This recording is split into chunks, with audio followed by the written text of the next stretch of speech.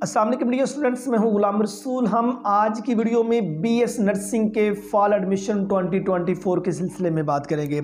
Dear students, Ittefaq hospital college of nursing Lahore, इस इदारे ने बीएस नर्सिंग के फॉल एडमिशन 2024 जो से हैं वो स्टार्ट कर दिए हैं, जिसमें अप्लाई करने की लास्ट डेट 25 अक्टूबर 2024 अप्लाई करने की लास्ट डेट है। इत्तफाक हॉस्पिटल में नर्सिंग के एडमिशन डियर स्टूडेंट्स इस वक्त ओपन हो चुके हैं।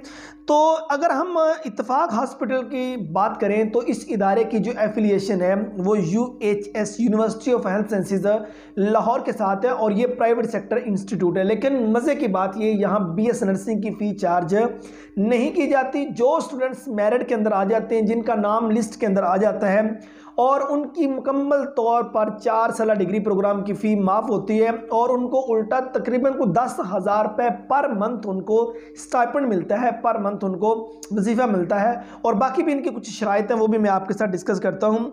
अगर हम बीएस नर्सिंग के एलिजिबिलिटी क्राइटेरिया की बात करते हैं, अगर आप Ittefaq hospital college of nursing Lahore में एडमिशन लेते हैं तो डियर सबसे पहले आपका मैट्रिक साइंस होना ज़रूरी है और मैट्रिक साइंस में आपके कम से कम 50% नंबर होने ज़रूरी हैं।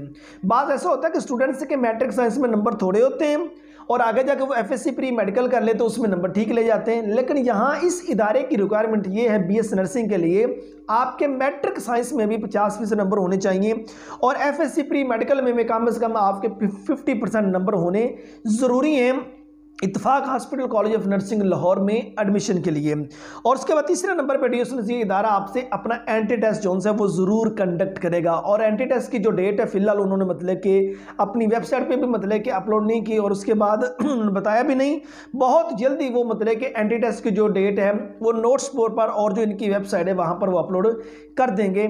आप इनकी वेबसाइट को विजिट करते रहिएगा, जिसका लिंक इसी वीडियो के डिस्क्रिप्शन के अंदर वीडियो स्टूडेंट्स आपको मिल जाएगा। और अगर हम एज लिमिट की बात करें, 16 साल से लेकर 30 साल की एज की जो मतलब के बच्चियां हैं वो बीएस नर्सिंग में Ittefaq hospital college of nursing Lahore में अप्लाई करने के लिए एलिजिबल हैं। जेंडर में सिर्फ फीमेल अप्लाई कर सकती हैं और जो मतलब कि शादीशुदा कोई भी बच्ची अप्लाई नहीं कर सकती, अनमैरिड जो सी हैं वो अप्लाई करने के लिए एलिजिबल हैं। और अगर हम ड्यूरेशन की बात करें तो बीएस नर्सिंग 4 साल डिग्री प्रोग्राम है जो इत्तफाक हॉस्पिटल कॉलेज ऑफ नर्सिंग के अंदर ऑफर किया जा रहा है।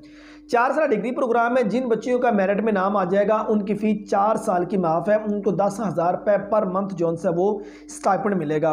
लेकिन अगली शर्त यह है डिग्री कंप्लीट कर लेने के बाद आपको चंद सालों के लिए इत्तफाक हॉस्पिटल में आपको सर्वाइव करना पड़ेगा। बात कहा जाता है कि 2 साल, बात कहा जाता है 5 साल आपको इस इदारे में सर्वाइव करना पड़ेगा और आपको सैलरी मिलेगी 30,000 से लेकर 40,000 तक पर मंथ। ये इदारा आपको सैलरी भी पे करेगा। आप 2 से 5 साल के लिए बाउंड होंगे, आपने नर्सिंग की डिग्री कंप्लीट कर लेने के बाद यहाँ सर्वाइव करना होगा। इसलिए मतलब कि इनका ये 4 साल डिग्री प्रोग्राम जो है वो फ्री है और आपको स्टाइपेंड मिलता है। और उसके बाद ये स्टूडेंट्स अगर हम इसके मेरिट की बात करें तो बात स्टूडेंट ये भी सवाल करेंगे सर मेरिट क्या है? बेटे मेरिट हर साल डिफरेंट होता है। जाहिर सी बात है, अगर इदारा स्टाइपेंड दे रहा है, प्राइवेट सेक्टर का इदारा है, एडमिशन फ्री कर रहा है, इसका जो मेरिट है मिनिमम जो है वो 900 प्लस पे ही रहेगा। लेकिन अगर आपके नंबर 50% से ज़्यादा है आप अप्लाई ज़रूर कीजिएगा। अगर किस्मत ने साथ दिया, आपके एंट्री टेस्ट में नंबर अच्छे आ गए या स्टूडेंट कम अप्लाई करने वाले हुए तो आपका मेरिट बन भी सकता है, ठीक है।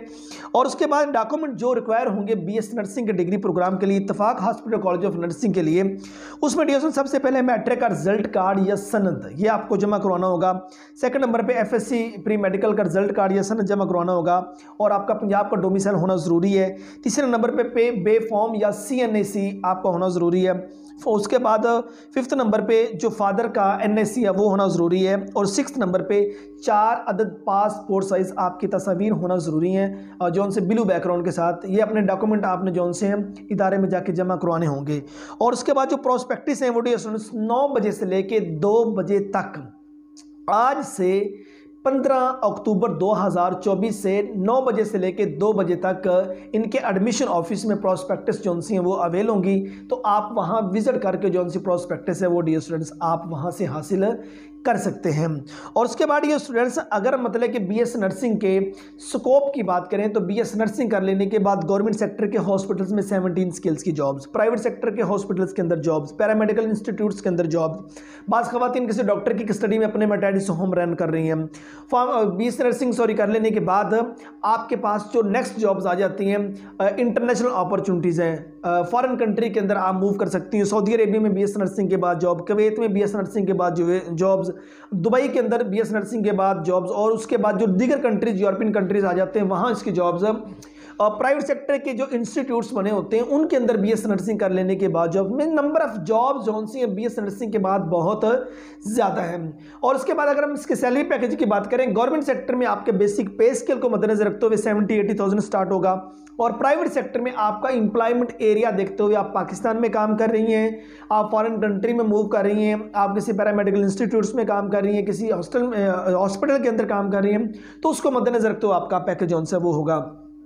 इसी वीडियो के डिस्क्रिप्शन में आपको इस इदारे की वेबसाइट का लिंक मिल जाएगा, जिस पर क्लिक करके आप मजीद इन्फॉर्मेशन जो सी वो आप गेट कर सकते हैं। डियर स्टूडेंट्स, अगर आप ये वीडियो फेसबुक पर, इंस्टाग्राम पर या टिकटॉक पर देख रहे हैं तो मजीद इन्फॉर्मेशन के लिए आप मेरा यूट्यूब चैनल जो है वो आप विजिट कीजिए, वहाँ से आपको इसकी वेबसाइट का जो लिंक है इस इदारे के वो मिल जाएगा। उम्मीद करता हूँ कि आज की वीडियो आप स्टूडेंट को अच्छी लगी होगी। नेक्स्ट वीडियो में मिलते हैं, अपना बहुत सारा ख्याल रखिएगा। फी अमानिल्लाह।